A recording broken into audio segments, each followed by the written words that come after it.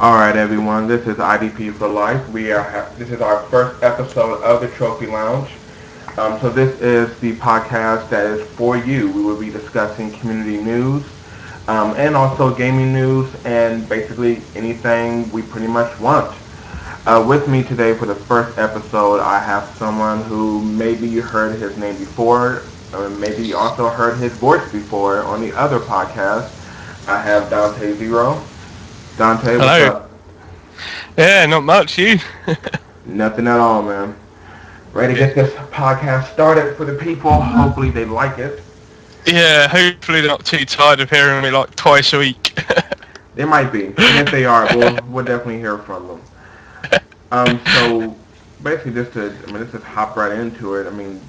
I know we've said this before on the other podcast. I was there, but the website looks extremely different. Yep. And we do have a new programmer for that who is helping us behind the scenes.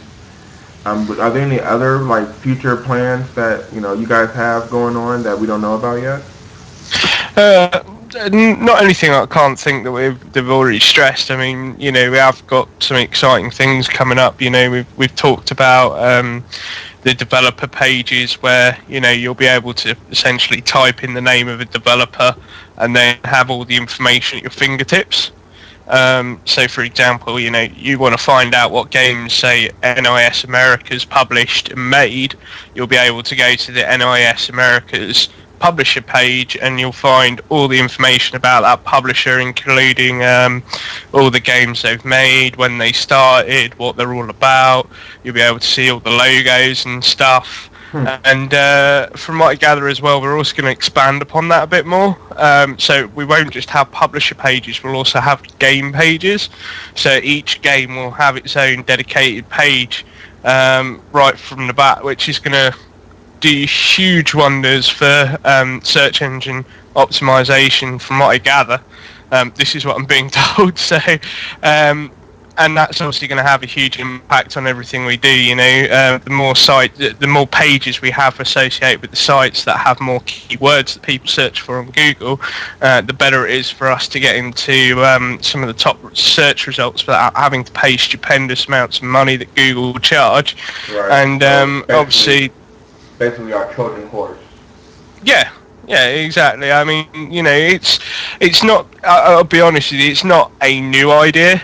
Mm-hmm. But in terms of the way that we're doing it and everything else that's site related, it continues with building upon our desire to be a one-stop shop for everyone, so that you can have all this information at your fingertips. It's easy to navigate, and you can sort of go between game pages and shopping online and talking to people in forums and trophy guides, and then obviously the podcasts and So all the other content. Just a quick 180 from the game site. From the actual site, because you obviously know a lot about that. What exactly do you do for Trophies on PSN? The bigger question is, what don't I do? Well, as you know, obviously I manage the news team. We obviously keeping you guys, offering any support, help, writing articles, helping you guys develop your writing style. But it goes a bit further than that. I obviously am responsible for making sure that we archive the articles as well, so that our members and staff can essentially go into the archives and find everything that we've written in that year. Which, I'll be honest with you, if you look at some other sites, their archives are terrible. They don't have them, whereas we do, and we keep that up to date and maintain it. So that's part of my responsibility as well. And also uploading things to the front page, making sure that we have, our news stories on the front page. They look good. For those that are not necessarily signed up to the site, they can still come in, click the front page rotating banner, and then obviously go off to the article. We're actually looking at improving that experience as well with banners, maybe including screenshots as well. So, I obviously offer my insight to that as well. So, and do you also take care of social media, right? Yeah. Yeah, that's one of my other responsibilities as well. So making sure that we've always got interesting stuff going on not just within the site, but obviously outside of the site as well. So the whole Facebook, Twitter thing. I do try and make sure that we have quite a lot of information going through the Twitter feed. That's the great thing about the new front page, I think. And I know a lot of people are sort of like, oh, I hate Twitter, I hate social media, but it's very important for us, not because, we need the clicks and the likes. That helps in terms of drawing more members to us, but it means we can get information across very quickly. And the best thing about, the new Twitter bar, for example, on the front page is that you don't actually have to have a Twitter account to be able to access that information. It just makes it easier for someone like myself to get information across with you guys on the news team's articles. I can get them tweeted out. So not only am I reaching a new audience via Twitter, but I'm also making sure I get that information out as quickly as possible to our members and people who are just browsing the front page. One of the other things I've also started to do as well is obviously make sure that we update the videos on the front page as well. So that's actually now been folded into part of my responsibilities as well. Which that's something that's pretty new, right? Yeah, when we did the front page update, we added the ability to add obviously YouTube videos in there on the front page. So you'll find there's a nice broad selection from everything from PS3, PS Vita and PS4 game trailers to developer diaries to collector's editions and stuff. Obviously the ideal plan is in the future to have our own content on there. So the more stuff that we do on YouTube, and that is something we're looking at more and more as time goes on, but we kind of want to get that page filled up with our own content, be it trophy guides or stuff that members of TrophiesonPSN are creating. We can now put that up on the front page and give it the pride of place, which is going to be really cool. I mean, a lot of people have responded really well to the new YouTube thing on the front page. So yeah, it's cool. So with all this that you do for the website, because I don't know if you ever said this on your podcast before or if you spoke about it in the forums, but what exactly do you do outside of trophies? Not a lot, if I'm honest.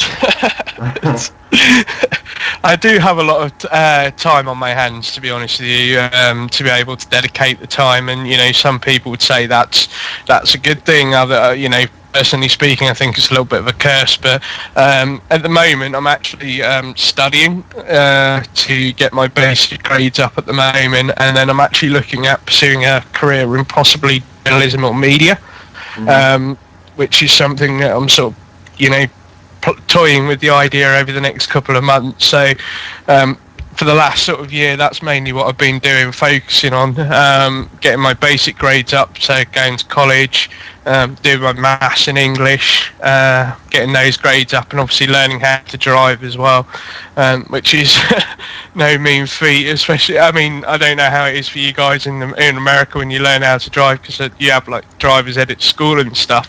Right. Here it's a whole different kettle of fish, and it gets very expensive, especially the older you get. So but yeah, it's something that I want to do. I'm really keen to get into the sort of news side of the games industry, and certainly in one of the career aspects that I aspire to is actually looking at the role of community managers for games publishers and developers. I think as time goes on and the industry evolves, it's going to be something that's going to become really important as a job role, and that's really what I'm aiming for, to be that not so much specialist person for a games company, because you want to stay within the social media realm. Yeah, because I just like the variety that's encompassed with it. You can do so many things within the role of a community manager role, as opposed to, if you're a graphic designer, all you're going to be doing is graphics. If you're, a marketing advisor, all you're going to be doing is marketing. Right. With community manager, you sort of, the world opens up in terms of possibilities. You could be designing art, you could be offering your expertise on a game to the studio that you represent. You're also constantly talking to the community. You have an input on, as I say, the marketing side of it that comes out, and you can get real-time feedback with members. So that's kind of the role that I'm aiming for. But at the same time, I have a lot of interest in the journalism side of things. I think one thing this, in terms of media that this industry is missing is a lot of investigative journalism.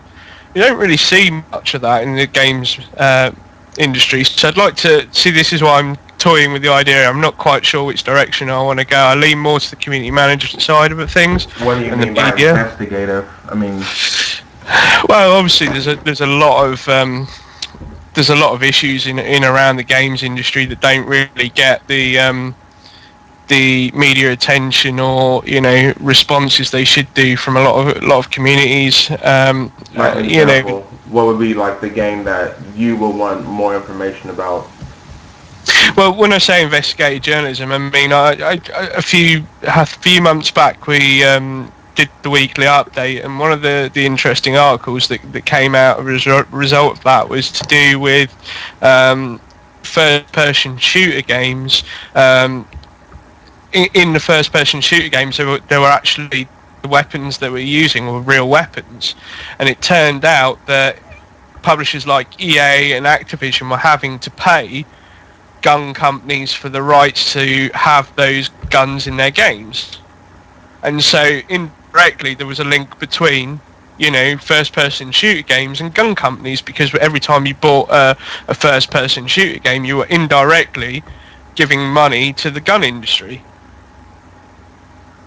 Okay. Now, I see what you mean. So that's, that is connected to games, but that, don't you think that would be more like real front page news journalism? Yeah, well, yeah, So you're trying to make the connection between the two, basically. Yeah, and there's obviously going to be a lot of issues with those, because we often are quite, as gamers, we sort of shrug it off for like first-person shooter, you kill people, it's all digital, it doesn't really matter. And then something like that comes along that has real-world implications, and it's whether or not it changes your mind about a game, because, if you're playing a game, you concentrate on the game itself, but if you're playing the game in good conscious, knowing that when you bought it you're directly funding the gun industry, would you think twice about buying that game or franchise? And so it's interesting to get those kinds of investigative pieces, and I don't think we see enough of them, and as I say, from a journalistic point of view within the industry. So I do kind of want to go down that route as well, and I think there's some really good editorials that are done through sites that are quite interesting, that are able to give people a different thought process on certain topics, which is why I kind of like doing the pod station with KD on a Sunday, because while we don't go into all of that stuff, a lot of that is based around about, well, let's take a main topic and sort of say, let's not just gloss over it, let's really dig into it and get to the meat and bones of it that people don't necessarily think about when they initially listen the first time. I think that's ambitious, so I will say good luck with that. But I don't know. I don't know if that is going to be society stopping news, maybe because of it's the video games. Regardless of the fact that you're giving money to the guns, I think the fact that the video games, people aren't really going to pay that much attention to it. But it's ambitious. Got my support. Look forward to reading some news articles about that. So just a complete change of topics. People, we have no structure here at all. A complete change of topics. Now, I'm sure you maybe said this already, but I'm just curious because I haven't heard. But what game do you most want to play on the PS4? Like at the end of the year, PS4 came out, maybe about 10 games have come out already. What game are you most looking forward to? I don't even know where to start, to be honest with you, because I was impressed with everything that I saw at the PlayStation conference back in February. Sorry, go on. Gun to your head. Probably The Witness, just because it's so out there and it's not your typical AAA game. I think the fact that Jonathan Blow's done such a great job with indie game Braid, I'm really keen to see what The Witness is all about, and it's the one game that stands out for me out of the PlayStation 4 stuff because Killzone, we kind of knew that's coming, but with a Killzone game, you kind of know what to expect. The same with a driving game, with the other sort of things like Infamous Second Son rather. You kind of know what you're getting with those AAA games. With The Witness, you have no idea. It kind of, I don't know, when I watched the trailer for it and saw Jonathan Blow talking about it, I was kind of like, this reminds me so much of I don't know if you remember this game back on the PC and PS1. It was called Myst. Yeah, it did remind me and of it kind of, and I was kind of like, I'm really intrigued to see how that goes because many games have attempted to give off the Myst vibe, and I've seen so many games described as Myst-esque, but have yet to pull off or do something like Myst has done, and I think The Witness could be something special in that case. So that's really the one I'm going for. I sort of want to dodge the AAAs a bit. That's the one I'm really looking forward to. What were you blown away by with the PS4 stuff? What are you looking forward to that? Honestly, if there was a gun to my head, I'd just tell them to pull the trigger because it would be Infamous, Second Son, Watch Dogs. The Witness, I was intrigued, but only because it was kind of a callback to Myst, so I was intrigued by that. I gotta be honest, Jonathan Blow kind of freaks me out a little bit. He just reminds me of, I don't know, I feel like he is going to find us all and kill us. But it's funny you mention that. He reminds me of the guy from the movie Seven. Kevin Spacey's character. I'm not sure why, but he does. But did you ever check out that movie called Indie Game the Movie? Yeah. So you obviously saw all the stuff to do with Jonathan Blow. I mean, I have to be honest with you. I sort of relate to him with a little bit with that, is because he talked about over the course of the documentary that when he put Braid out on sale, he couldn't help responding to everything that came up in terms of feedback over social media and websites. And he said it became really depressing because obviously here he is, he should be celebrating the success of Braid, and instead he's, addressing, unfounded criticism via Facebook, Twitter, every website that had some sort of review about the game and so on. So there. So basically, he met the internet. Yeah, and I can kind of relate and sympathise that a little bit because let's be honest, the internet isn't always the nicest of places to basically put your product out on and expect sensible feedback, and he got kind of caught up on that, which is why I kind of, in some respects, people still take the mickey out of him, but I can see why he took a step back to rethink about whether or not he went forward with a new project. And I wonder if there'll be some sort of satirical humour within The Witness regarding that, because it'd be interesting if it was. Just from looking at The Witness, though, it looks, I mean, I don't know, and maybe that's a good thing, because I'm a person who, I don't like spoilers at all. But just from when we saw like the quick preview of it, it was kind of like it was like a very easy puzzle game. But it was like, but what exactly am I? What am I going to get from this puzzle game? Yeah. That to me was kind of throwing me off. But I mean, I'll definitely play it. I'll definitely give it a chance. Yeah. But see, I will learn from Jonathan Blow. When I throw my information out there, I am not going to read any reviews after this podcast goes up. I'm not going to read any reviews. I'll probably do like a good 10 weeks of a podcast before I listen to anyone and sit there and read their comments while also posting on Tumblr. Yeah. Dodge the feedback for a little while. Let you find your Exactly. feet first. Yeah, best way. But I was going to say, it's funny. I'd realised when you mentioned some of the PS4 games, I'd completely forgotten about Watch Dogs, and I still maintain that is my most anticipated game for 2012 and Hmm. sorry 2013. But I don't know. I just don't think of it as a PS4 game, to be honest with you. Even though I intend to get it on PS4, so um, as I say, it's a toss up between Watch Dogs and Witness for me. I think Witness is still an unknown entity, and I think that's probably the best thing going for it at the moment. Everything else you can kind of you at least have some idea of what you're getting out of the box. With the Witness, you don't. Yeah.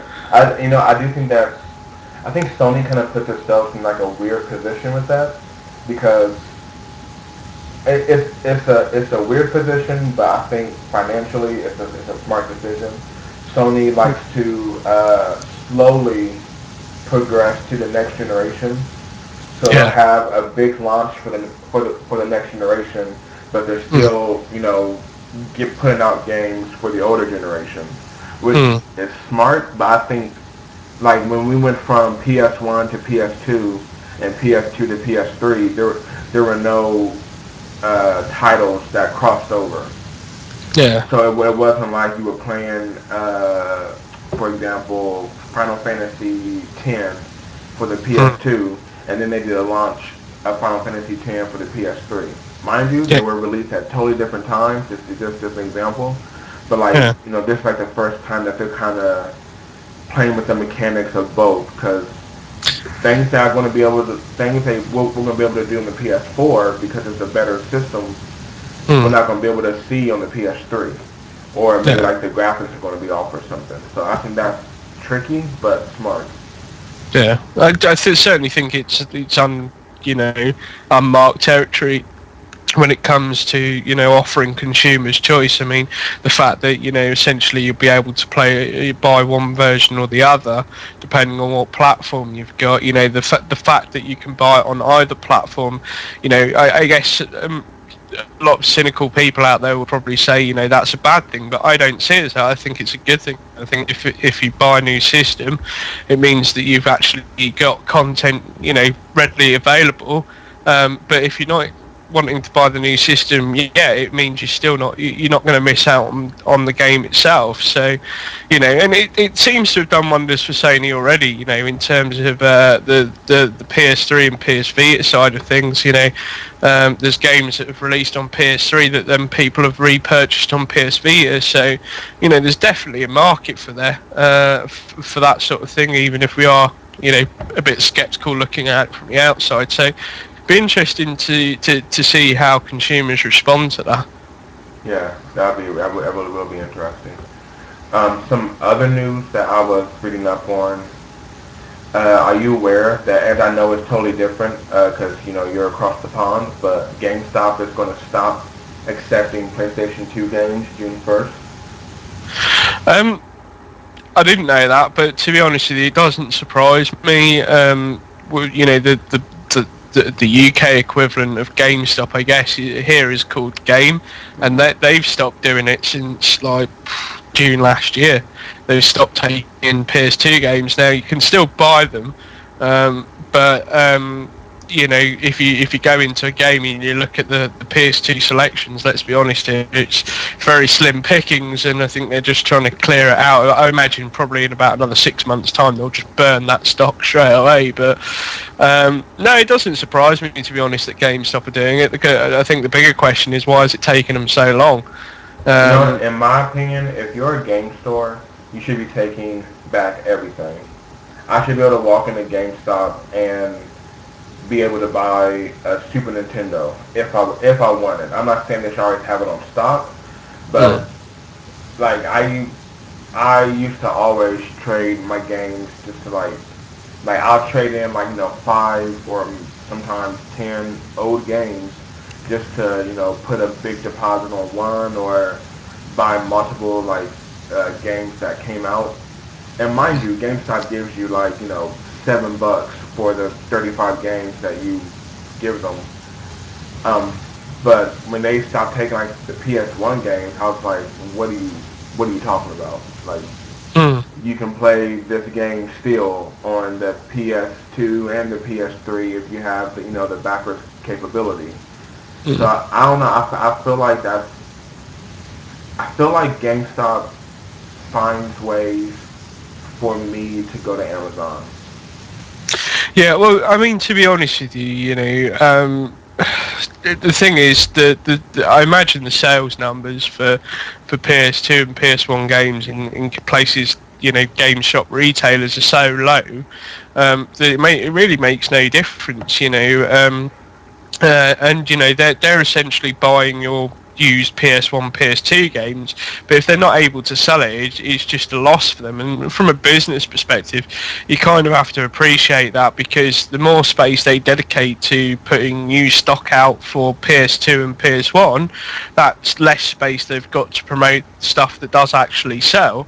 And in some respects, it works out better for you, because a lot of the PS2 and PS1 games obviously are pretty hard to get a hold of nowadays. So you as an individual gamer you'd probably be better off financially selling it through auction sites like eBay and so on, and probably getting better money for it, especially if it's something that is considered rare. But someone like GameStop wouldn't care if it's rare or not. They're just going to offer you like $1 or something You per know PS1 game or something, and it could be worth like 50, $60 on eBay. that, and you know what? That's actually true. But I think my whole gripe with GameStop is I would appreciate it more if the new games that I buy, if I buy, The Walking Dead, and it's actually, a true experience. If I buy The Walking Dead brand new on the week Mm. that it comes out, I'll play through it, and I return, I want to sell it back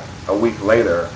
I don't want to get, $14 for the $65 that I paid for it. Mm.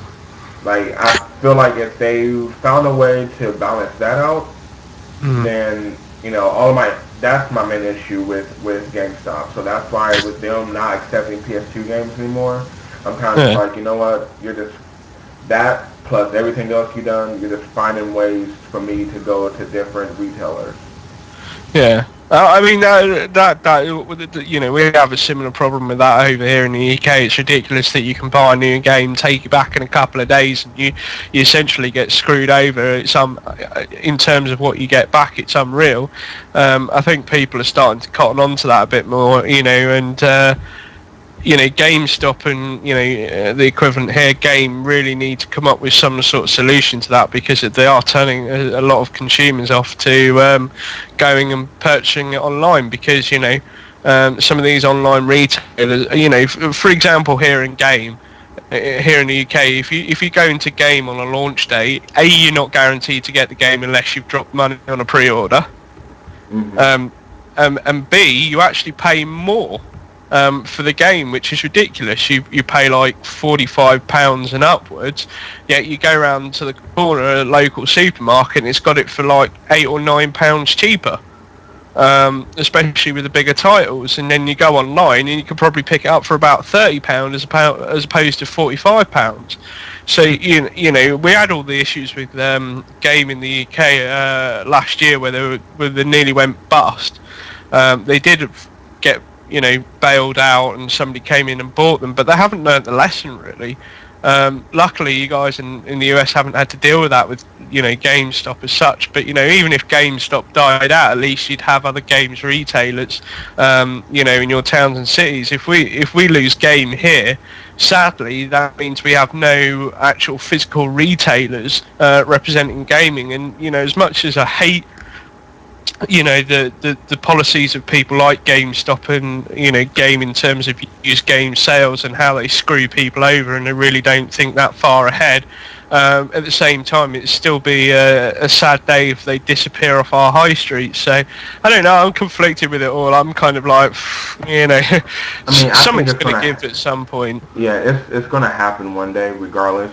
I feel like gaming stores can't sustain Yeah. like physical storage, which we talked about this a while ago. At least with how they operate now, where it's just come in, buy a game, that's it. I don't think they can sustain. They got to No. do more within their community, in just my opinion. more within Yeah. their community to basically tap on those resources, like tap on Yeah. those, like I mean, if you're in a community of gamers, I mean, we want to game. I that Yeah. give us some events that we can come to where we can feel exclusive and Yeah. not just a freaking midnight game release. Yeah. Which I mean, like even that, like the midnight game release. I remember, I think I was in middle school, like when they started doing that, and Yeah. it was exciting. Like the first game they did it for was Madden, and it was Yeah. exciting to like go to the mall after hours, and there was like a Yeah. huge line. But like now it's just now people are getting shot up and stuff, and people are like Yeah. fights and stuff. Like you gotta come up with something better. Come up with Yeah. something. They need to evolve. I mean, if Yeah, I'm honest, if I went to a midnight launch and my local game shop was saying it's going to be cold outside, so while you wait for the store to open, we'll lay on a T-ban, or where you can get hot drinks while you're in the queue or something like that would be brilliant. Instead you're not. You're kind of left out there to your own devices. They open the store, you go in, you buy your game you after walk out. fighting to the front, and you walk out. And I'm just like, there's no sort of community sense of spirit there. There's Exactly. there's nothing to say. I'm a gamer. I'm proud. Let's talk about what we're going to buy. We're so excited, and let's get you involved in doing it. Because at the end of the day, as you say, we talked about this before. It's in their best interest to evolve the way they do business, and if they don't, well, they've only got themselves to blame.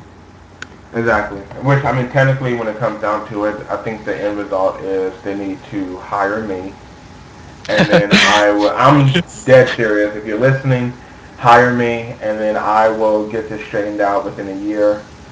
Because I mean, there's some pretty good ideas. Like I honestly wish that there was like a physical store for trophies on PSN, because there's a lot of things that you can do to include this community, and I'm sure that people want to do it, especially for like upcoming games like Beyond Two Souls and things like that. Yeah. But Well, I yeah, will say this in terms of watch this space, because obviously Eurogamer's up in September in the UK, so going to try and look and do some sort of community-based stuff, whether that's just a meet-up and stuff, or do a round table with people. So go to the pub, get the video camera out, and do a discussion on the day. Maybe do a bit of brand promotion while we're there as well. So who is this? you know. Who's gonna be doing Uh, this? well, obviously members of the community as well as myself. So people that are actually going to the show when it's I think it's at the end of September. Yeah. So there's still a lot of things to sort out. There's still quite a bit of time between obviously now and the end of September. But we are going to try and get some community spirit involved with going towards the show itself. I'll be So watch excited. this space. I'll be excited. Yeah. Definitely, I'm definitely looking forward to meeting up with people and stuff. So that'll be cool. Oh, and the other thing I was going to tell you, you just brought it back to my attention. My thing is, and if you're for our listeners listening, I do this. It's safe for the most part. When a new game comes out, the first place I check is Craigslist. Because people will buy the game and then they will sell it maybe for like $10 cheaper on Craigslist the day that the game comes out. So usually I do that. I offer a trade, and then of course, if they take the trade, then we do the trade plus some money. Um, I've gotten some pretty good games like that. Like I got BioShock Infinite for about $40. Yeah, but I don't know how that financially works. If you buy a game that's $60 and then you sell it on Craigslist for like $40 plus $10, you're still losing money. I'm not sure what I'm not sure like what these people are doing, nor do I care.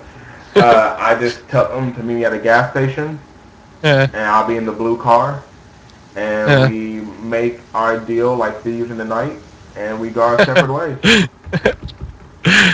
That sounds awfully seedy and shady to me. You know what? It is, but hey, I get the game that I want. They get their money. I Yeah, go in the that's gas important, station, get isn't a Mountain it? Dew, and head home.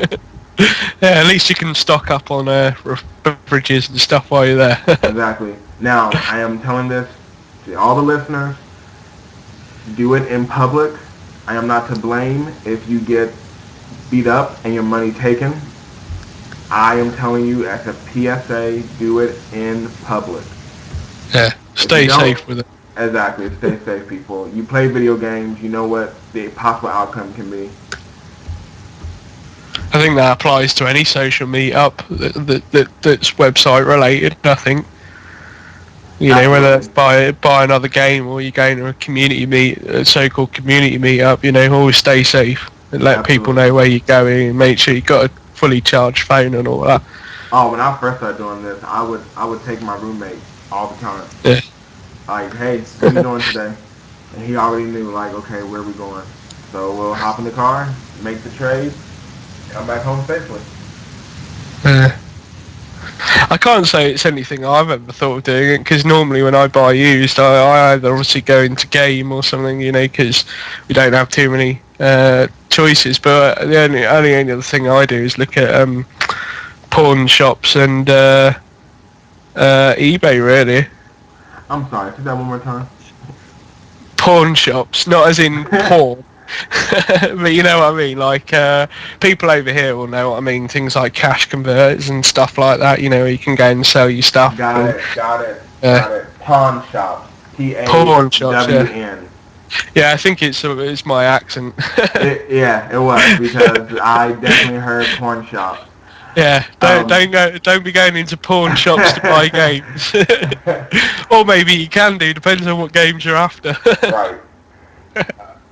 Yeah, I mean that can definitely work. I mean, like whenever I do it, it's always the games are brand new, Yeah. so I don't have to like deal with the used games. And you know what, the main reason why I do this, and this happened a long time ago, but GameStop really like screwed me over on this one. I bought Uncharted 3. This was a while ago. Yeah. I bought Uncharted 3, and I probably didn't play it for like a week. I bought it. I bought it used. I didn't play it for like a week. After I bought it, I got busy with whatever. And then when I finally started to play it, I got so far. I would say within the next like 3 days after I started playing it, I got so far, and like the game kept skipping. Like on the cinematic cutscenes where they would tell you like, oh, we need to go up there, or this when they solve some puzzle and they're like, okay, so he means that we gotta do this, this, and this. Those parts would be skipped. So I would just be kind of like left to my own devices to try to figure out what exactly am I supposed to be doing. Yeah. So I got the game. I took it back to GameStop. I'm there all the time. They know who I am. I said, hey man, I got this game like last week, 2 weeks ago. I'm still within my 30 days. But I can't find my receipt. Is there a way I can just like trade the game in because it's skipping, blah blah blah? He couldn't help me. I didn't have my receipt. So I was like, okay, can you look me up, in your computer? Because I have my card with me. That's not how it works. Blah blah blah. I will say, I'm not going to say how, but I will say I did get a new Drake Uncharted 3 game. Yeah. Basically, I had to do like some spy espionage stuff, but I was able to get my game new and then return the old game. I Yeah. won't say how, but it worked out. I'm sure the statues of the actual I law hear what from you're this. saying. Yeah. Yeah, so I'll wait a couple episodes before I actually say what I did. Yeah. Don't incriminate yourself. Don't want you Exactly. getting arrested before before the next show. But it's funny you mentioned. It's funny that over the course of this, show, we've talked quite a bit about GameStop, and we're going to be doing some stuff with that related on the next episode of the Pod Station. So, not to plug our own show here, but I'd certainly would say tune in on Sunday because that's certainly going to be interesting to look at with GameStop and some of the issues there. So do check that out. Oh, yeah, that's pretty interesting. So So, I know that you're playing Defiance. man, I'm hooked on Defiant. And this I is don't. and that like I think that's great. That's something that we actually talked about like a couple episodes ago on the pod station. But have Yeah. you gotten into the TV show yet? I don't care about a TV show. The game's fantastic. Um, but I don't know because it's hard for me to say because the problem with Defiance here is that the show's actually showing on satellite and cable TV. Mm-hmm. We don't have satellite and cable, so obviously it's very difficult for me to actually watch the show. But I stopped around my sister's, I think it was last week, and she's got cable satellite, so I was able to, watch an episode of Defiance. Now, I've got to admit, I really like the TV show. It's certainly got a lot of interesting dynamics to it, a lot of really deep characters and a lot of interesting culture as well. I mean, on the premises, if you looked at Defiance on paper, it sounds like your average sort of cheesy sci-fi series Mm-hmm. that you would expect from something like the sci-fi show, but you actually delve into it a little bit deeper, and there's a whole universe there just waiting to, that's really interesting and really varied. That I would certainly say if you're not watching the show, then do check it out. And the game just adds, a lot more weight to that as well, even though they're not as connected as some people might hope. But in fairness, it is the first season, so this isn't a short-term project either. So it's Right. going to take them, at least a season of the show and in-game events to really start linking the two properly. I mean, I think my main question is because this is something that I feel like you and I talked about it, Yeah, but like with the cross, how can I put this? With like the cross-platform entertainment, because yeah, you look at Defiance, they have the TV show. You look at video games like Arkham City, mm, Injustice, Gods Among Us. Like they have comic books that come out prior to the game release to kind of explain some of the backstory. mm. Like, and do you think? I mean, in my opinion, that's the smart thing to do. If you want to I, get like if you want to get like your fan base engrossed into your game immediately, that to me is the smart thing to do, especially with games like Batman or Arkham City. I'm sorry, Batman or Gods Among Us, where they already have a comic book fan base. So people yeah. already know, these characters from the comics and cartoons or whatever. So to come out with something that's cross-platform, I feel like that's the best way to maximize, hopefully, a good profit from your game. But I think the problem is though they're only ever seen, as it stands at the moment, they're only ever seen as a sort of, you know, uh, a preview of what's to come, and you very rarely see it go on afterwards. Do you know what I mean? It's like you get a preview set of comics, and then you get the game, and that's the end of it. And then obviously DLC for the game, and it stops. And I wouldn't really call that truly cross-platform side of things. In fact, you mentioned some good points there with things like Batman, Arkham. City and Arkham Asylum and obviously Injustice. I would rather them do some kind of like cartoon series or something like that because it does work. You know, we're in a day and age now where video media is such an important thing. To really hook people onto a product. Now more than ever, game trailers are integral to how games sell.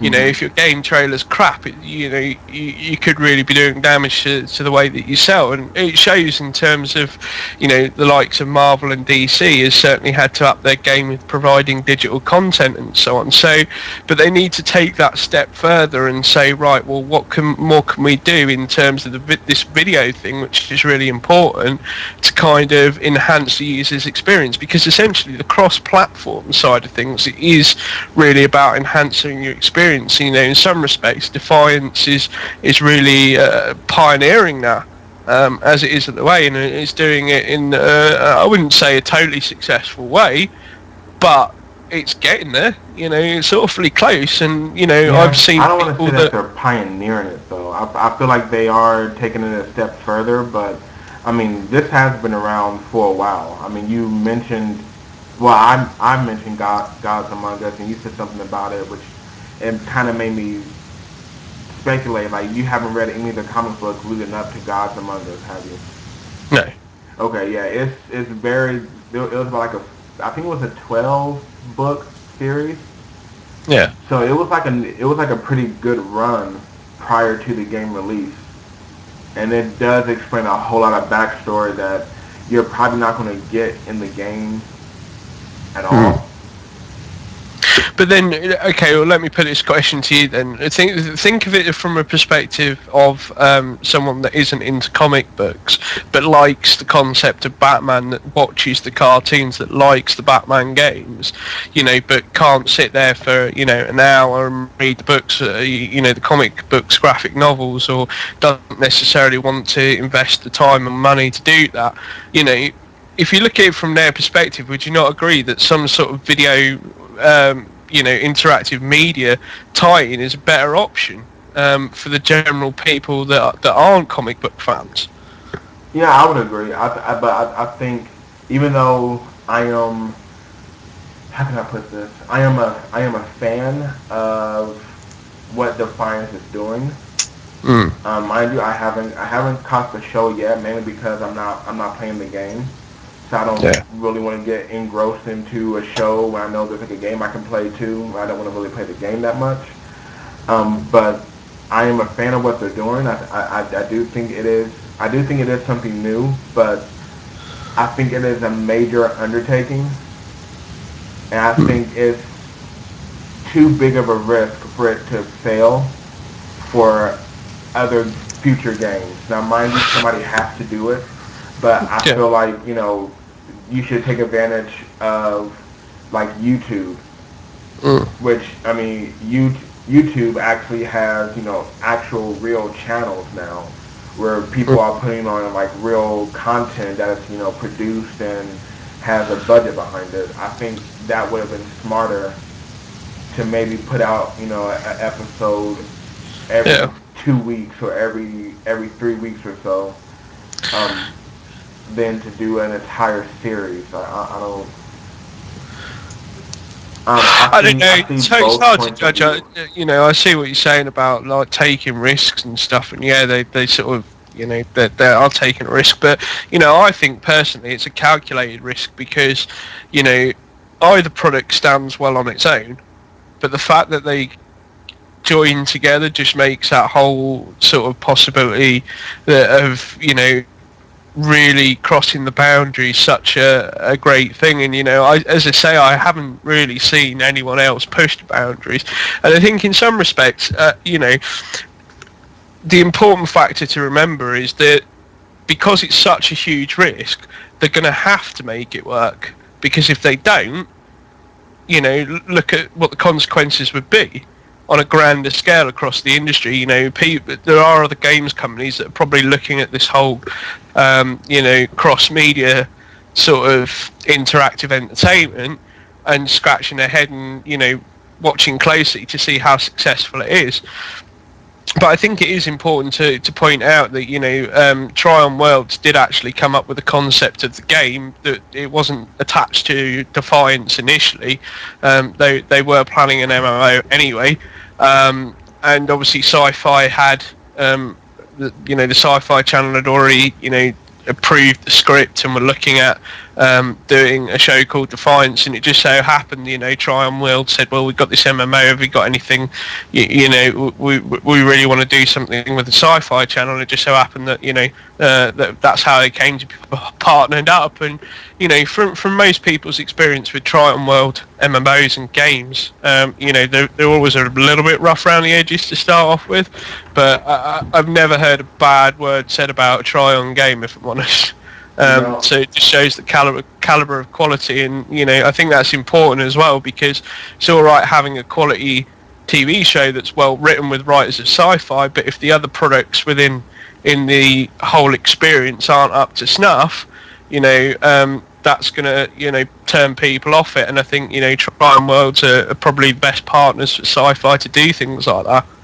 Yeah, and I'm not gonna knock the game because I mean I haven't played it. I don't like putting my opinion on something that I haven't played or watched. But I do think strongly that if you want to do a cross-platform thing like this, it needs to be someone with like David Cage's vision. Like David Cage, his games are like movies, they're like TV shows, and I think like if he was to make a TV show, I think he has the at least like the star power behind him. Yeah. To make a good TV show with really good actors, because he's already using really good actors in his video games. Whether they're actors I never heard of from France, Yeah. when during Heavy Rain, they were great actors, or the actors that he's using now, like William Dafoe and Ellen Page. I feel like if he takes some of his storylines and puts it to the screen, and maybe like, and I don't know how Beyond Two Souls is going to start. I did watch the trailer. I know I told you I wasn't going to watch the trailer. Yeah. I did watch it a little bit. I actually did stop it after a while because it just told me a little too much. But it showed her as like a little kid. Yeah. So maybe if you take that part of the storyline, just make a TV show around that, and then lead up to the game, like that would be something that I feel like would either bring people more to gaming or bring more gamers to like it'll be a cross. That's the cross platform I'm referring to. Yeah. See, I think David Cage doing TV shows that meet up with games is probably a bad idea, just purely because of the way he's trying to evolve the industry and the way that people perceive games. And I don't think him sort of doing a TV straight game hybrid is necessarily the way to go. It's a whole different development ethos with the. Sorry. Go ahead. I think that would be the best way. I mean, because we're trying to. If his idea is to show that gaming is art, gaming can be art form. I feel like. When he does that though, he's trying to evolve the gaming medium as a whole. In terms of the whole Defiance thing, that's not evolving anything. It's not setting the world on fire, but it's looking at how you can expand on the experience as opposed to evolving the entire experience altogether.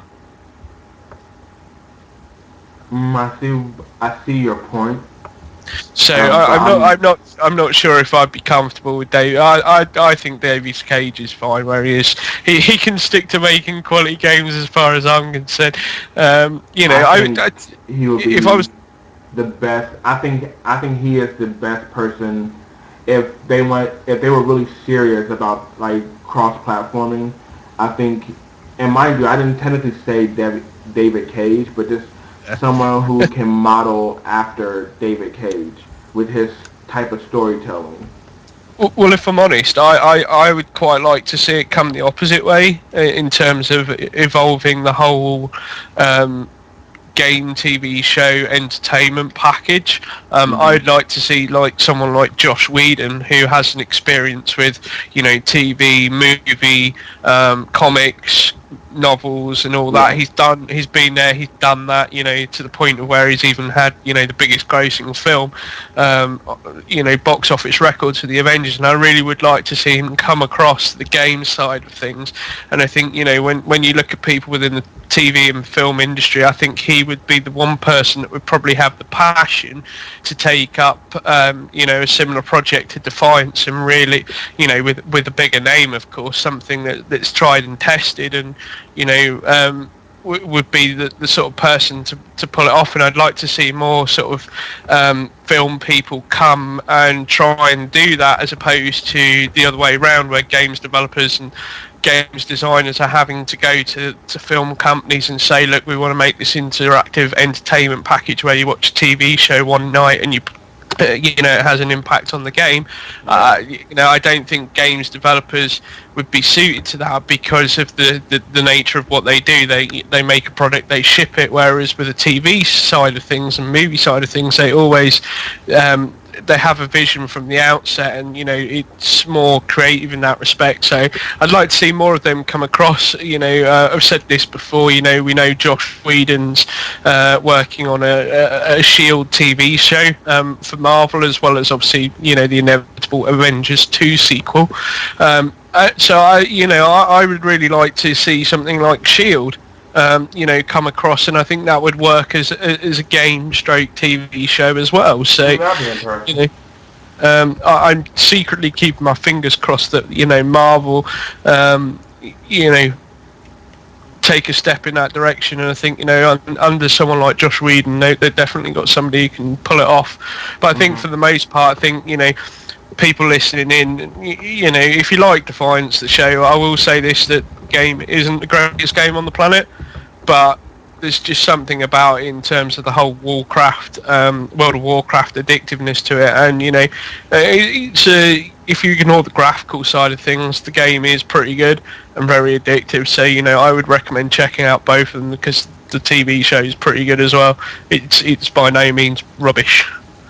Okay, well, you heard it from him, people. So we are going to be wrapping up pretty soon, but what are you doing for the rest of the week, Dante? Well, back to studying. I've got some exams coming up in the next couple of weeks, so I've got to revise for them. Obviously, I've got a birthday coming up as well. In just under what? Let me just check what day are we on. We're on the 7th. I've got a birthday in just under a week, 6 days' time, where I'm officially going to be an old man, turning 30. So yeah, I've got a nice jam-packed week, and obviously then I've got to whip you guys into shape to make sure you get all your news articles out this week. Mm-hmm.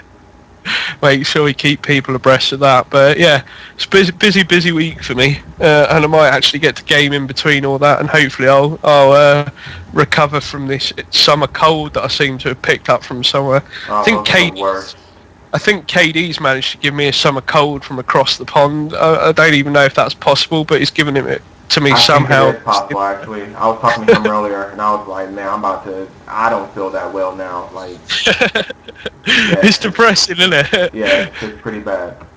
Just have to put a rule out there, which is if you're ill, don't ever talk to me on Skype until you get better. All right, well, I thank you very much for doing my first episode with me. Where can people find you? Well, obviously on the site, you can hashtag us on Twitter, TrophiesonPSN, with the hashtag. Obviously, you can PM us on Dante Zero, and obviously you can email at newsteam. News at TrophiesonPSN.com, and for myself with the social media, you can also email me at social@TrophiesonPSN.com as well. So there's plenty of ways for people to get in touch with us. So, if you do want to get in touch with us, feedback for the Trophy Lounge and Daryl's show, then do send an email to the news team, and any other tips and stuff, or even just want to comment on news articles and stuff, make sure you do that. And obviously, as I say, you can interact with us at Twitter and Facebook pages. The buttons are on the site, so please do use them. Yes. All right, and yes, actually was saying you can find me, IDP for Life. I'm on Twitter, or you can find me on TrophiesonPSN.com. You can email me or PM me. And hopefully I will hear, or you guys will hear from me next week on the Trophy Lounge. Yeah, I just thought we ought to get you a Twitter tag set up for that. We'll see. Trophy Lounge. I think that'd be pretty cool. Yep. All right, guys.